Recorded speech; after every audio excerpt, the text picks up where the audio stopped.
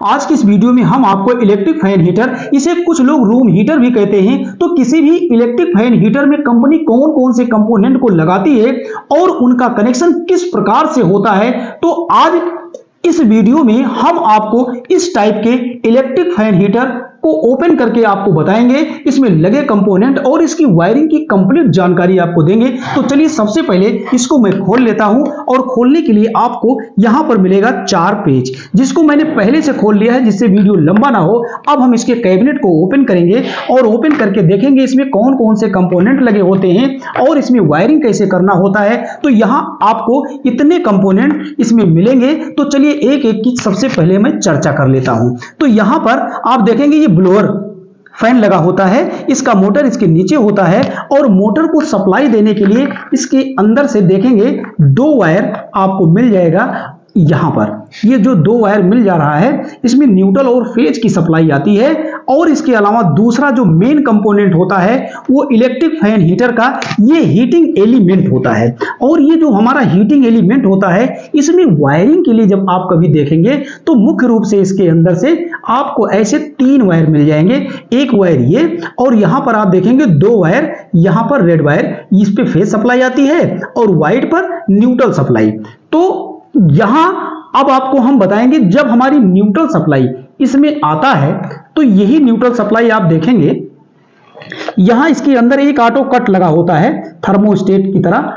तो ये auto cut कैसे कार्य करता है, जैसे किसी कारण से अगर ये हीटिंग एलिमेंट ओवर हीट हो जाता है, तो ओवर हीट हो जाने पर क्या होगा, इसकी प्लास्टिक की बॉडी होती है, बॉडी इसकी गल सकता है, नुकसान हो सकता है। तो इसके लिए कंपनी ने इसके अंदर एक ऑटो स्विच लगा दिया है कि ओवर हीट होने पर ये ओपन हो जाएगा। और मैं एक जानकारी आपको दे दूं कि इसमें एक वायर आप और देख रहे होंगे, नहीं तो कल आप हमें कमेंट करके पूछेंगे सर ये दूसरा वायर आपने नहीं बताया। तो जब न्यूट्रल सप्लाई आप यहां देते हैं तो थर्मोस्टेट में जाता है और थर्मोस्टेट से सप्लाई आपकी यहां से निकल करके इस हीटिंग एलिमेंट में यहां कॉमन पिन बना होता है। कंपनी इसे हमें जोड़ कर देती है, हमें जोड़ना नहीं पड़ता है। और इसके अलावा इसमें आपको बता दें, यहां पर आप देखेंगे 2 वायर आपको और मिल जाएगा और दोनों एक ही कलर में है, रेड कलर में है। तो इसके दोनों वायर में सप्लाई किस प्रकार से आता है आप इसे जान लीजिए। तो यहां आप देखेंगे ये जो आपकी सेलेक्टर स्विच है, इस सेलेक्टर स्विच को जब आप घुमाते हैं तो एक बार इसके एक वायर में सप्लाई आती है, जिससे इसका जो हीटिंग एलिमेंट होता है वो आधा हीटिंग एलिमेंट अर्थात हाफ हीट होता है ये। और जैसे इस स्विच को दोबारा आप घुमा देते हैं तो इसके दोनों वायर में फेज सप्लाई आ जाती है और ये कंप्लीट हीटिंग एलिमेंट आपका गर्म हो जाता है। और इसमें हम आपको बता दें, इसमें और कंपोनेंट जो लगे होते हैं वो कैसे कार्य करते हैं, तो उसके बारे में आप जान लीजिए। उसके बाद इसके एक एक तार को ओपन करेंगे और आपको इसकी कंप्लीट वायरिंग सिखाएंगे। तो यहां आपको हम बता दें, यहां देखेंगे कार्य कराने के लिए यहां पर 2 स्विच लगी होती है। तो हमने आपको यह बताया कि ये जो आपका सेलेक्टर स्विच होता है, सेलेक्टर स्विच में आप देखेंगे कनेक्शन के लिए इसमें कुल 5 पिन होती हैं यहां पर। तो इसके एक एक पिन का फंक्शन आज के इस वीडियो में हम आपको बताएंगे। और यहां देखेंगे जो दूसरी स्विच होती है, यहां पर ये जो दूसरी स्विच हमारी होती है ये ऑन ऑफ का कार्य करता है और टेंपरेचर को सेट करने के लिए स्विच का प्रयोग कंपनी ने इसमें इसलिए इसको लगाया है। अब इसमें कनेक्शन के रूप में अगर देखा जाए तो इसके एक पिन पर फेज सप्लाई आता है और जैसे ये स्विच ऑन होती है इसके दूसरे वाले पिन से फेज सप्लाई आउट होता है। अब इन दोनों स्विच को घुमाने के लिए यहां आप देखेंगे तो यहां नॉब लगा होता है और इस नॉब के द्वारा जब हम इसको घुमाते हैं तो ये चालू बंद होता है और यहां से टेंपरेचर सेट होता है। और ये सेलेक्टर स्विच होती है, ये स्टेप में कार्य करता है। तो पहला, दूसरा, तीसरा इस तरह के स्टेप से कार्य करता है। और यहां देखेंगे एक इंडिकेटर भी लगा होता है कि जैसे हम इस रूम हीटर को सप्लाई देते हैं तो इसका इंडिकेटर भी जलता है। तो इंडिकेटर मैं आपको इसमें से निकाल के दिखाऊंगा। यहां देखेंगे इंडिकेटर होता है और ये जो हमारा इंडिकेटर होता है, ये इंडिकेटर को न्यूट्रल फेज सप्लाई कैसे देना है, बाकी इसके ब्लोअर को और हीटिंग एलिमेंट को इस तरह से इसमें जहां भी जो भी तार जुड़ा है उसको जोड़ने का एक आसान तरीका मैं आपको बताऊंगा। क्या करूंगा, सबसे पहले इसके वायर को जहां भी जुड़ा है सबको अलग कर देता हूं, उसके बाद इसका एक एक तार आपके सामने यहां पर जोड़ेंगे और इसमें सप्लाई दे करके आज इस इलेक्ट्रिक फैन हीटर को चला के मैं आपको दिखाऊंगा। तो चलिए सबसे पहले हम इसमें जो भी वायर लगे हैं उनको अलग कर लेता हूं। अलग करने का मतलब यहां आप देखें जो नाब लगी होती है, इसके नाब को हम पहले ओपन करते हैं ऊपर से। तो यहां पर जो हमारी नाब लगी होती है ये बहुत आसानी से आप चाहेंगे तो निकल जाएगा। और यहां आप देखेंगे 2 पेंच भी लगा था, मैंने खोल लिया था जिससे वीडियो लंबा ना हो। अब ये सेलेक्टर स्विच हमारी इसके अंदर से बहुत आसानी से बाहर हो जाएगी। यहां आप देखेंगे ये सेलेक्टर स्विच को मैंने यहां पे निकाल लिया है। अब इसमें जो भी कनेक्टर थिम्बल लगा हुआ है उसको मैं निकाल देता हूं। तो यहां देखेंगे जिससे आपको वायरिंग अच्छे से समझ में आ जाए, यहां आप देख रहे होंगे इसको मैं पूरी तरह से अलग कर दिया है। और इसका जो हीटिंग एलिमेंट है इसको भी मैं इसके अंदर से अलग कर लेता हूं। तो हीटिंग एलिमेंट को अलग करने के लिए ये देखेंगे यहां पर न्यूट्रल सप्लाई जो मैंने अभी चर्चा किया था, यहां एक थिम्बल लगा होता है। तो इसको किसी प्लायर से ये यहां पे ऐसे थोड़ा सा इसको पुश कर देंगे तो ये ओपन हो जाएगा अंदर में, और इसको उठा लेंगे तो ये आसानी से ये निकल जाएगा। अब इसमें जो वायर जुड़ा है, इन वायर को मैं सब वायर को पूरी तरह से यहां से ये अलग कर देता हूं। अब आप देखेंगे इसका हीटिंग एलिमेंट यहां पर पूरी तरह से ये अलग हो चुका है, इसको मैं अलग रख दे रहा हूं। और इसका जो ब्लोअर मोटर होता है, इस ब्लोअर मोटर में आप देखेंगे जो भी कनेक्शन का वायर जुड़ा था हमने इसे भी ओपन कर दिया है। और इसके अंदर से आप देख रहे होंगे ये इसका एक तार इधर अलग हो गया और ये दूसरा तार यहां अलग हो गया। अब इसको अगर अलग करेंगे तो ये टूट जाएगा। तो मेरे ख्याल से ये आपको समझ में आ रहा होगा कि इसकी वायरिंग लगभग ओपन हो चुकी है। और ये इंडिकेटर में 2 तार जुड़ा होता है, तो इसकी वायरिंग कैसे करना होता है ये सब मैं आपको बताऊंगा। और यहाँ पर आप देखेंगे ये मेन लीड से जो इसमें फेज वायर आता है इसको भी मैंने हटा दिया है। और यहाँ ये स्विच पूरी तरह से आप देख रहे होंगे ये स्विच अलग हो गई है। अब इसमें हमें वायरिंग करना है। इसमें और भी जो इसमें कंपोनेंट है सबकी वायरिंग करने का आपको तरीका मैं आप इस तरह से बताऊंगा कि एक बार में इस वीडियो को यदि आप पूरा देख लेते हैं तो समझ में आने की 100% में गारंटी लेता हूं कि आपको इस तरह की कोई अन्य वीडियो देखने की जरूरत नहीं पड़ेगा। तो चलिए सबसे पहले जब किसी उपकरण की आप वायरिंग करते हैं तो उस उपकरण में हम स्टार्ट जब करें तो 0 से करें तो ज्यादा समझ में आता है। जैसे इसका मेन लीड अगर हम लेकर चलते हैं, मेन लीड से एक तार को फिर दूसरे तार को इस तरह से स्टेप बाय स्टेप करके जोड़ेंगे तो आपको ज्यादा समझ में आएगा। तो चलिए इसका स्टार्टिंग हम इसके मेन लीड से करते हैं। और यहां देखेंगे जो हमारी मेन लीड होती है, मेन लीड में ये 2 पिन टॉप बना हुआ है। इसमें न्यूट्रल फेज की जब आप सप्लाई देंगे तो यही न्यूट्रल फेज की सप्लाई आपके यहां आप देखेंगे मेन लीड के ये ब्लैक वायर में और रेड वायर में आ जाएगा। तो चलिए अब हम इसकी वायरिंग को स्टार्ट करते हैं। अब यहां देख रहे हैं कि पूरी तरह से हमने सभी वायर को अलग कर दिया है। और इसकी वायरिंग करने का तरीका क्या है, ये मेन लीड का एक तार जो हमारा न्यूट्रल है, इस न्यूट्रल सप्लाई को हमें कहां कहां देना है। तो सबसे पहले मैं इसका ब्लोअर मोटर का एक तार ले लेता हूं और इस ब्लोअर मोटर में सबसे पहले हम यहां पर न्यूट्रल देंगे। ये वायर को मैंने यहां पे ट्विस्ट करा दिया है। अब हम क्या करेंगे, ये जो हमारा हीटिंग एलिमेंट है और इस हीटिंग एलिमेंट में हम क्या करेंगे, पहले इसको हम कैबिनेट से बैठा लेते हैं क्योंकि इधर उधर ये भागेगा तो नुकसान हो सकता है। तो यहां देखेंगे यहां पे हम न्यूट्रल देंगे क्योंकि ब्लैक वायर को न्यूट्रल माने हैं। तो अब हम न्यूट्रल अपने हीटिंग एलिमेंट को भी यहां पर ऐसे जोड़ देंगे। और हमें न्यूट्रल कहां देना है आप इसको जान लीजिए। न्यूट्रल ये जो आपका इंडिकेटर है इसमें 2 वायर आपको मिल जाएगा, ऐसे 2 वायर। तो इसका कोई एक वायर, अब यहां देख रहे होंगे ये खाली है तो इसको मैं न्यूट्रल दूंगा। इंडिकेटर को आपको न्यूट्रल देना है। तो यहां आप देख सकते हैं ये बहुत आसान होता है।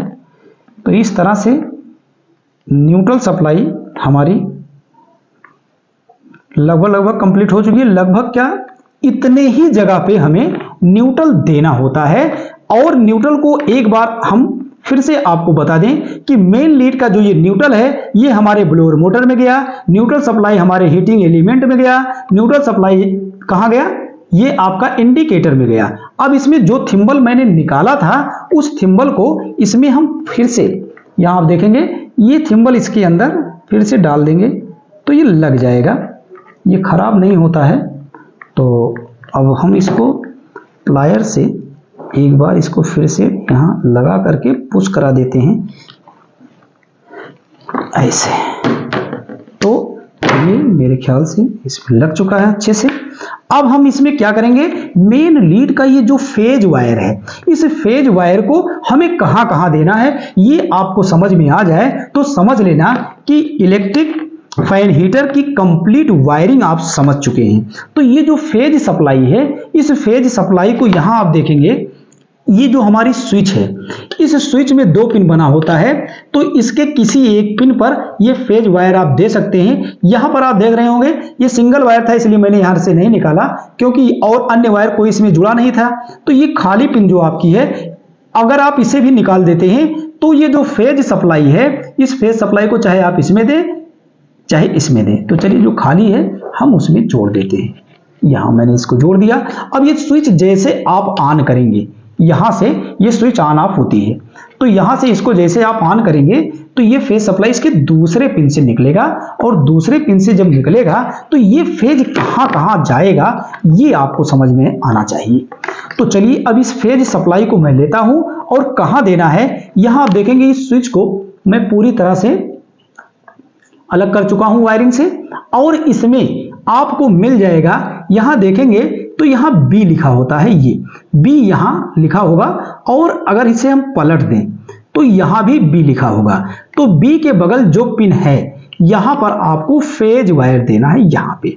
तो चलिए इसको हम फेज, ये जो स्विच से निकला है ये, इसको यहां आप जोड़ दीजिए। तो फेज सप्लाई यहां आ गई, और ध्यान रहे फेज इस स्विच में 2 जगह जाता है, ए और बी। तो बी पर मैंने दे दिया, अब आपको ए पर देना है। तो यहां देखेंगे ए लिखा होता है, तो यहां ए जो लिखा है, और अगर इसे पलट देते हैं तो यहां भी आपको ए मिल जाएगा। तो ए के बगल की जो स्विच है, सॉरी पिन है, वहां पर ये जंपर जो आया था, इस जंपर को मैंने 2 जगह अर्थात फेज इसके बी और ए पर आ चुका है। अब मैं आपको बता दूं, यहां देखेंगे एक साइड में 2 पिन है और एक साइड में सिंगल पिन है। तो चलिए पहले 2 पिन की यहां चर्चा कर लेते हैं कि जब इस स्विच को इसमें इस तरह का नॉब लगा करके आप इसे घुमाते हैं, तो जैसे इसको एक बार आप घुमाए, इसको जब आप घुमाते हैं तो ये जो फेज सप्लाई होती है, ये फेज सप्लाई आपका यहां से पहली बार जब ऑन करते हैं तो यहां से निकलता है, और यहां से निकलने के बाद फेज सप्लाई आपका ब्लोअर मोटर में और इंडिकेटर में जाता है। तो इसकी वायरिंग अभी मैं आपको करके दिखाता हूं। और जब दोबारा आप घुमाते हैं तो यही फेज इस पिन पर आता है, और जब तीसरी बार आप घुमा देते हैं तो ये जो फेस है जो आपने यहां पर दिया है वो इसके दोनों पिनों पर आ जाता है। जैसे अब यहां आप देखेंगे कि ये जो आपका हीटिंग एलिमेंट है, इसमें 2 वायर है, तो यहां आपको मिल जाएगा 1 नंबर, यहां देखेंगे 1 नंबर लिखा है, और अगर हम इसको पलट दें ना, आपको निकालना पड़ेगा, और अगर इसको हम पलट दें तो यहां लिखा होगा 2 नंबर, और इसमें कै तार है, 1 नंबर 2 नंबर। तो इसको आप चाहे तो सीरियल जोड़ दें, और आप चाहे तो चाहे जिसमें जोड़ दें, गलत नहीं होगा कनेक्शन। तो चलिए इसको मैं 1 नंबर से जोड़ देता हूं, ऊपर वाले को, नीचे वाले को 2 नंबर से। अब यहां पर ये हीटिंग एलिमेंट को फेज सप्लाई इन दोनों पिनों से मिलेगा। एक बार में एक पिन पर सप्लाई आएगी, और दूसरी बार जब आप घुमाएंगे तो इसके दोनों पिनों पर सप्लाई आएगा। तो ये आपका हीटिंग एलिमेंट आपका वर्क करेगा। अब यहां पर ये जो आपकी स्विच है, इसको जब आप पहली बार घुमाते हैं तो उस समय ये जो फेज सप्लाई इसके इस पिन पर आया है वो पहली बार में यहां आएगा। तो यहां से जो सप्लाई आपकी निकल रही है, ये सप्लाई आप देखेंगे बहुत आसान है इसका वायरिंग। तो चलिए यहां से सप्लाई निकलकर 2 जगह जाएगा, हमने आपसे अभी बताया था, इंडिकेटर में जाएगा और ब्लोअर मोटर में जाएगा। तो यहां पर आप जान लीजिए कि ये जो आपका ब्लोअर मोटर है, इसको न्यूट्रल, इसके एक तार में तो न्यूट्रल जा रहा है, लेकिन इसके दूसरे तार में, इसका दूसरा तार कहां है, एक तार तो ये हो गया, और इसका दूसरा तार आपका ये है। तो यहां पर फेज सप्लाई आपको मिलेगा ये जैसे स्विच आप यहाँ पहली बार ऑन करेंगे तो इसके इस पिन से यहाँ से फेस निकलेगा तो आपका ब्लोअर मोटर चलेगा और यहीं से आपका फेज वायर यहां से निकल करके इंडिकेटर में आ जाएगा और इंडिकेटर के दूसरे पिन को आपने न्यूट्रल से पहले से ही आप जोड़ दिए हैं तो आपका इंडिकेटर जलेगा। तो इस तरह से मैंने इस इलेक्ट्रिक फैन हीटर का कंप्लीट वायरिंग कर चुका हूं। अब हम क्या करेंगे, इसको सप्लाई देंगे और सप्लाई देने के बाद हम आपको इसे चला के दिखाएंगे। तो यहां पर पहले देख लें इसका वायर कहीं फैन में फंस तो नहीं रहा है, नहीं तो फिर बाद में क्या होगा कि फैन इसका टूट सकता है। तो कंप्लीट हो चुका है, कोई वायर इधर उधर शॉर्ट भी नहीं है। अब हम इसको सप्लाई देंगे और सप्लाई देने के बाद इसे चला करके मैं आपको दिखाता हूं। तो यहां आप देख रहे होंगे सप्लाई हमारे इस इलेक्ट्रिक फैन हीटर में आ चुका है और यहां पर जो नाब लगी है, यहां देखेंगे ये जो नाब लगी है, इस नाब को हम एक बार जब घुमाएंगे तो ऑन हो जाएगा। अब ये दूसरा सेलेक्टर स्विच मैंने इसमें नाब नहीं लगाया, तो चलिए इसमें हम ऊपर से ही नाब लगा देते हैं। एक का नाब ऊपर से हो जाएगा, यहां ये देखेंगे। तो अब चलिए पहले इस स्विच को आप ऑन करेंगे, तो जैसे ही स्विच को ऑन करेंगे तो सेलेक्टर स्विच जो ये आपकी है इसमें सप्लाई आएगा। तो यहां पर इसको मैं ऑन कर चुका हूं। अब आप यहां देखेंगे तो ये हमारा ब्लोअर फैन भी चल गया और यहां आप देखेंगे तो इंडिकेटर भी जल गया है। इसका मतलब ये है कि ये हमारी जो स्विच है सेलेक्टर स्विच, ये सेलेक्टर स्विच एक नंबर पे ये ऑन है। इस समय इसका हीटिंग एलिमेंट गर्म नहीं होगा।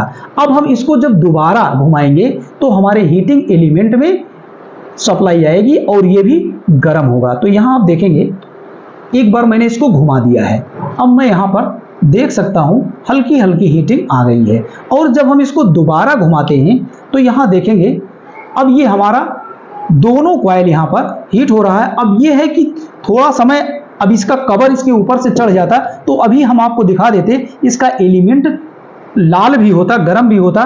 तो इस तरह से हम इसकी कंप्लीट वायरिंग को पूरा कर लेते हैं। कैसे इसकी वायरिंग करना है, किसी भी आप कोई भी रूम हीटर या इलेक्ट्रिक फैन हीटर की आप वायरिंग करते हैं तो मेरे ख्याल से इस तरह से आप इसकी कंप्लीट वायरिंग को समझ गए होंगे। Thank you.